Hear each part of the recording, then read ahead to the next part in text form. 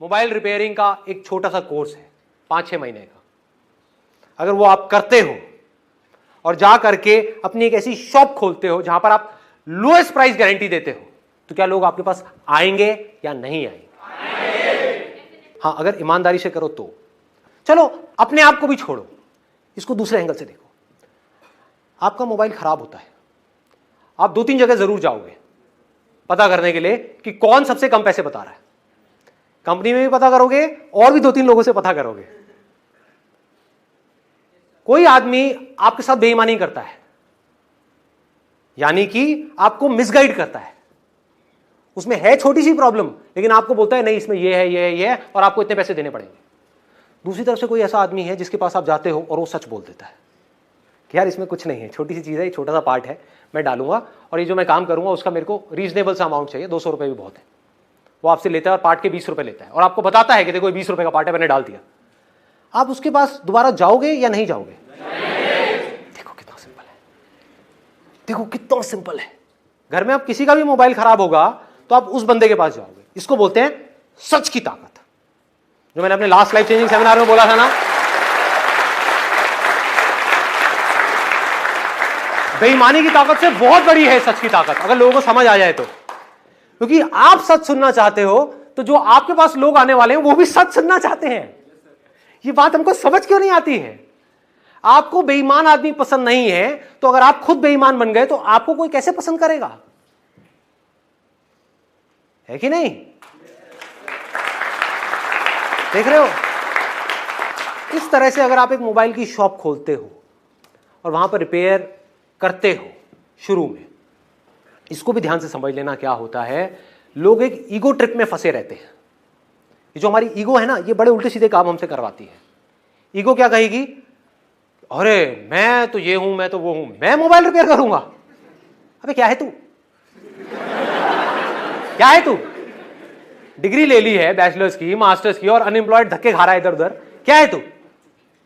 ये अपने आप से सच बोलना है। मैं नहीं बोल रहा आपको, आपने अपने आप को बोलना है शीशे में देख करके। अरे क्या है तू? क्या हो गया? कोई काम छोटा बड़ा होता है क्या? क्या मोबाइल रिपेयर? लेकिन विजन क्या रखनी है? देखो काम बढ़ता कैसे है, इसको समझते चले जाना। आपने शुरुआत किससे करी? खुद मोबाइल रिपेयर करने से। वो आपने कैसे सीखा? एक छोटा सा कोर्स करके, सिर्फ 6 महीने का, और ईमानदारी से काम किया, सच को पकड़ करके रखा, बिल्कुल क्लियर बता दिया कि मैं अपने इतने पैसे लूंगा, जो भी आप फिक्स करोगे टाइम के हिसाब से, किस काम में कितना टाइम लगने वाला है। कुछ ऐसा किया जो पूरे इंडिया में कोई नहीं कर रहा, छोटे से स्केल पे। क्या किया? अपनी दुकान पे लिख करके लगा दिया, this is the only shop in India जहां पे 100% ट्रांसपेरेंसी है। आपके सामने आपका मोबाइल ठीक होगा, जितना टाइम लगेगा उसके हिसाब से आपको पैसे देने हैं। 15 मिनट लगे 200 रुपए देने हैं, आधा घंटा लगा 400 रुपए देने हैं, 1 घंटा लगा 800 रुपए देने हैं। और आपके सामने स्पेयर पार्ट्स डलेंगे। स्पेयर पार्ट कितने का है वो मैं आपको बता दूंगा, उसमें मेरा कोई मार्जिन नहीं है ना? मजेदार। ये स्पेयर पार्ट, यही अगर आप जा करके उस दुकान वाले से डलवाओगे, इस स्पेयर पार्ट के नाम पे वो आपसे 2000 रुपए लेगा। मुझे इसकी कॉस्ट आती है 500 रुपए, मैं आपसे लूंगा 500 रुपए। स्पेयर पार्ट को डालने में मुझे लगेगा आधा घंटा, मैं लूंगा 400 रुपए, और मैं लेकर के आ रहा हूं उस मार्केट से। आपको जाना है तो जाकर के पता कर लो, मैं बता दूंगा कहां से लेता हूं मैं अपने स्पेयर पार्ट से। आ गई ना ईमानदारी की हद? ऐसी कोई दुकान आपको मिल जाए अपने एरिया में, क्या होगा? मजा आएगा या नहीं आएगा? जब आपको मजा आएगा मेरे भाई, तो बाकी लोगों को क्यों नहीं आएगा?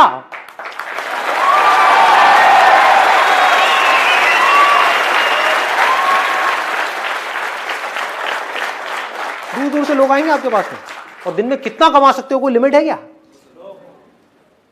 मान लो 400 रुपए भी आपने एक कस्टमर से ऑन एन एवरेज कमाया, दिन में, ज्यादा नहीं कहता, एक दिन में 10 कस्टमर भी आपके पास में आए, एक दिन का कितना कमाया? 4000 रुपए। महीने का कितना कमाया? 1,20,000 रुपए। उसमें से 20-30 हजार के खर्चे अलग कर दो, कितना कमाया? 1 लाख रुपए। 80,000 रुपए, 90,000 रुपए, और खर्चे हटा दो, लाइट वाइट ये वो अटरम शटरम जितना भी और ऊपर का आपका खर्चा, 70-80 हजार रुपए। कम होता है क्या? किया क्या इसके लिए? समझदारी, स्मार्ट वर्क। इसको बोलते हैं स्मार्ट वर्क, ना कि हार्ड वर्क। आप एक लेवल पे पहुंच गए जहां पर जाकर के आप 50,000 से 1 लाख रुपए महीने का कमा रहे हो, 2 लाख पे जाना है तो कैसे जाओगे? आपके पास टाइम तो लिमिटेड है ना, लोग यहां पे जाके स्टक हो जाते हैं। वो क्या बोलते हैं कि मैं बिजी हो गया हूं, मेरे पास में टाइम नहीं है, मेरे पास सांस लेने की फुर्सत नहीं है। तो उस टाइम पे आपको क्या करना है? इमीडिएटली अपने साथ में टीम बनानी है और लोगों की जिनको जॉब की जरूरत है। धीरे धीरे आपकी टीम बनने लग जाएगी लोगों की। आपके साथ में शुरू में सिर्फ एक आदमी जुड़ेगा, फिर 2, फिर 3, फिर 4, फिर 5। आज एक शॉप है, कल दूसरी शॉप खुलेगी, फिर तीसरी शॉप खुलेगी, चौथी शॉप, 5वीं शॉप। और जब इन सबको आप मिला दोगे और यहां से जब पैसा आ रहा होगा तो आपकी खुद की फट जाएगी हो क्या रहा है।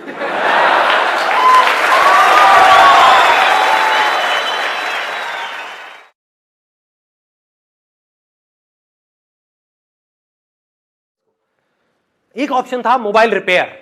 और आप क्या कर सकते हो, लोग आपके पास अपना मोबाइल ठीक कराने के लिए आ रहे हैं, पर जेन्युइनली आप उनको बोलते हो कि जो मोबाइल है इसमें ठीक कराने में टाइम बहुत लगेगा, पैसा बहुत लगेगा। कोई बेईमानी नहीं, सच बोला आपने। इससे अच्छा है आप ये नया मोबाइल ले लो, पुराना बेच दो। तो आप क्या कर सकते हो यहां पर एक काम, सेकेंड हैंड मोबाइल खरीदना और बेचना। इसमें कितना कमा सकते हो, कोई हद है मेरे भाई? एक 40,000 रुपए का फोन है।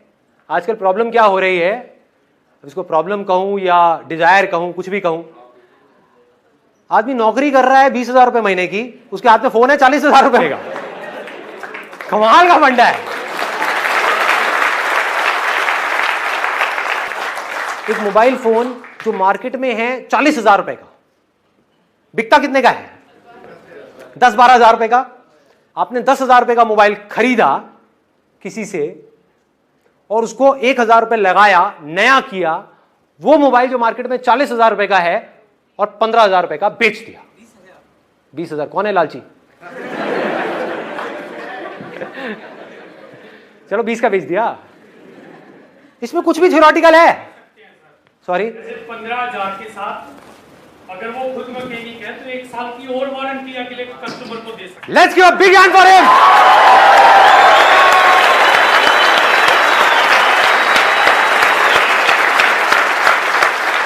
क्यों मैंने बोला let's give a big hand for him?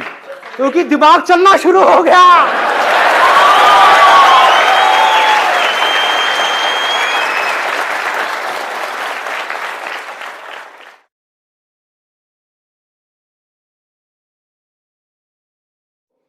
India में कितने बच्चे हैं छोटे छोटे? बहुत हैं। उन बच्चों को खिलौने चाहिए खेलने के लिए, नहीं चाहिए? यस और नो?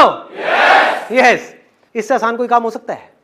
खिलौनों की दुकान खोल दो, बन जाओ जुगाड़ू, अगर बन सकते हो तो। देखो अब इसको थोड़ा सा 10 मिनट के अंदर टच करते हैं। देखो अभी आप करोड़पति बने कहां से?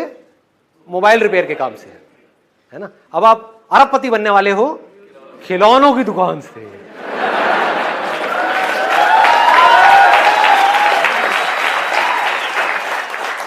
मैं सिर्फ सुतली दे करके छोड़ दूंगा, हाँ, अब बाकी काम आपको करना है। मैं चिंगारी दे रहा हूं, बम आपके अंदर से फटना चाहिए, अंदर से आना चाहिए कि हाँ।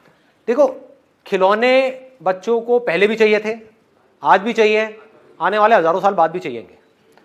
खिलौनों की इंडस्ट्री अपने आप में बिलियंस ऑफ डॉलर की इंडस्ट्री है, लाखों करोड़ रुपए की इंडस्ट्री है। इतनी बड़ी इंडस्ट्री है कि उसमें लाखों लोग खप सकते हैं, इतनी बड़ी इंडस्ट्री है।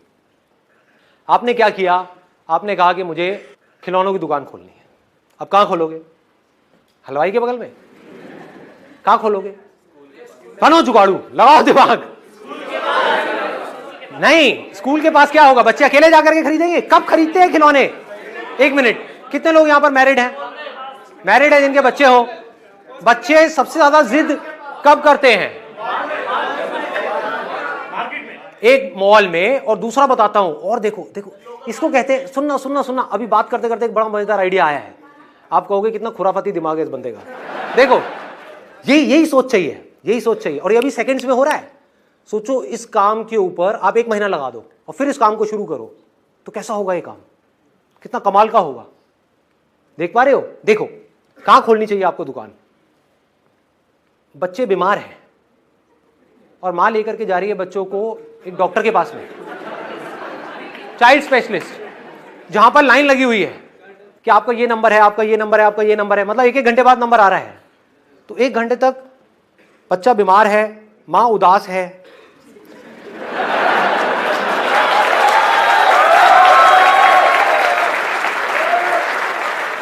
मां चाहती है कुछ देर के लिए बच्चा अपने दर्द को भूल जाए, बच्चा खुश हो जाए। बच्चा खुश होता है खिलौनों से, खिलौनों की दुकान है जस्ट उसके सामने। सोचो क्या होगा। और आप क्या कर सकते हो, देखो आपने क्या कहा, मैं जितने भी बच्चे आएंगे यहां पर उनको फ्री में, अब ऐसा काम कोई नहीं कर रहा पूरे इंडिया में, इसको बोलते हैं जुगाड़ू सोच। देखो फ्री में बिना पैसे लिए बलून्स दूंगा। आपकी कॉस्ट कितनी है एक बलून की? 5 रुपए। मान लो 2 रुपए की है, उसमें गैस भर गई, ये हो गया वो हो गया, सब मिला के 5 रुपए की पड़ गई आपको। बहुत हाईफाई बलून नहीं, वो स्पाइडरमैन वाला बलून नहीं, सिंपल सा बलून जिसके ऊपर आपकी जो टॉय शॉप है उसका लोगो है।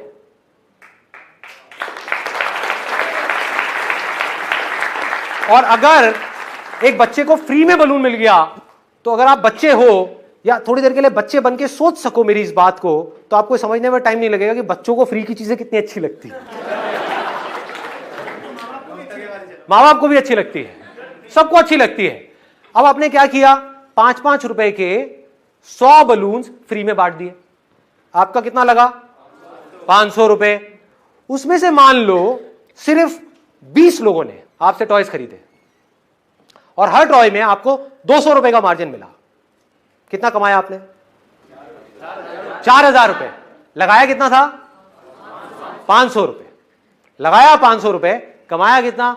4000 रुपए। कुछ भी गलत किया आपने किसी के साथ में?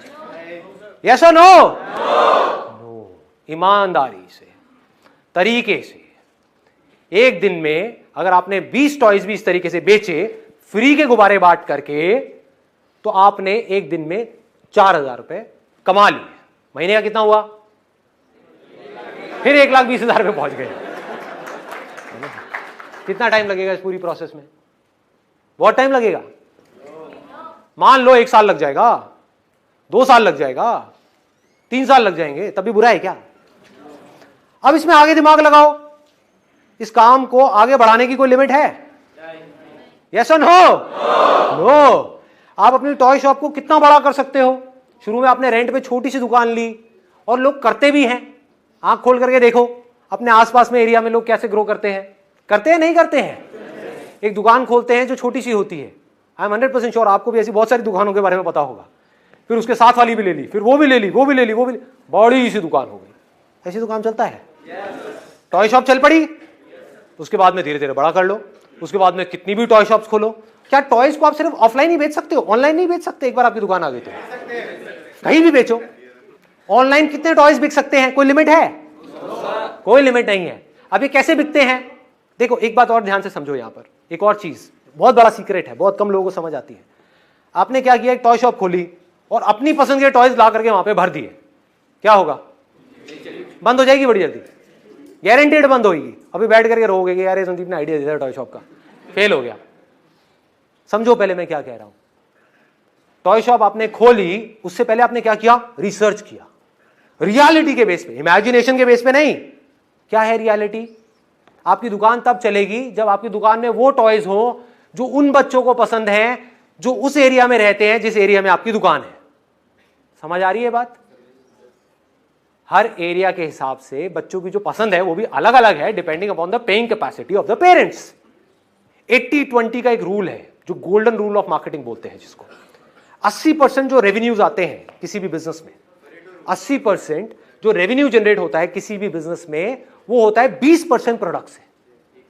मतलब आप 100 टॉयज अपनी दुकान में रखोगे, उसमें से 20 ऐसे होंगे जो बार बार बिकेंगे, 80 ऐसे होंगे जो कम बिकेंगे, और बहुत सारे ऐसे भी होंगे उसमें से 80 में से जो बिकेंगे ही नहीं। तो आपने क्या दिमाग लगाया कि शुरू में मेरे पास में कोई बड़ी दुकान नहीं है, छोटी सी दुकान है, लिमिटेड कैपेसिटी है। मान लो अगर दुकान का रेंट देने की आपकी कैपेसिटी है 10,000 रुपए, तो उसमें कोई बहुत बड़ी दुकान तो मिलेगी नहीं, छोटी है। तो बजाय 80% ऐसे खिलौने रखने के जो बिकते ही नहीं है, जो मेरी पसंद के हैं, उससे अच्छा यह है कि 20% ऐसे खिलौने रखे जाएं जो बच्चों की पसंद के हैं, जो बिकते हैं। इससे क्या हुआ? आपने एक बहुत बड़ा जंप मार दिया। अब आपके पास सारे वो खिलौने हैं जो उन बच्चों को चाहिए जो आपकी दुकान में आ रहे हैं। इसके लिए आप थोड़ी सी खुफिया बनती भी कर सकते हो, यानी कि वो जो दुकानें आपके आसपास में है, जिस एरिया में भी आप खोलने वाले हो, वहां पर जा करके टॉय शॉप के पास में बैठ जाओ और नजर रखो कि जो लोग अंदर जा रहे हैं वो क्या खरीद के आ रहे हैं, किस तरह के खिलौने खरीद के आ रहे हैं। आइडिया तो लग ही जाएगा, तो आपको समझ आएगा कि अरे तेरे की ये 4 तरह के खिलौने हैं जो बिके ही जा रहे हैं, भर दो अपनी दुकान को उन 4 खिलौनों से। आ गए मजे, क्या जरूरत है एक बड़ी दुकान खोलने की।